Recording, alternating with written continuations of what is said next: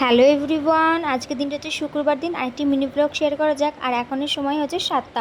আমার বর কাজ থেকে বাড়ি ফেরার সময় নিয়ে এসেছে মাংস, আরও অনেক কিছু নিয়ে এসেছে সরঞ্জাম। না কষা মাংস হবে না, হবে হচ্ছে চিকেন স্টু।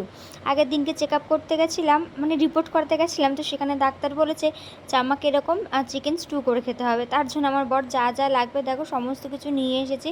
নিয়ে এসে কিন্তু ও কিন্তু রান্নাটাও শুরু করে দিয়েছে। আর জানো তো, ও কাজ থেকে এসে কিন্তু ভাত পর্যন্ত খায়নি। ও বললো যে না, আগে তোমার কাজটা করে, আগে তোমার খাবারটা করে দিই, তারপর নয় আমি খাওয়া দাওয়া করব।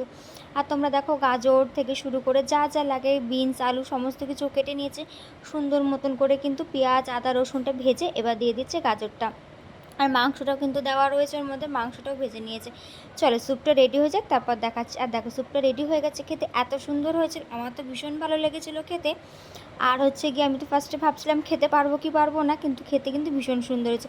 আর দেখো আমরা সবাই মিলে খাচ্ছি।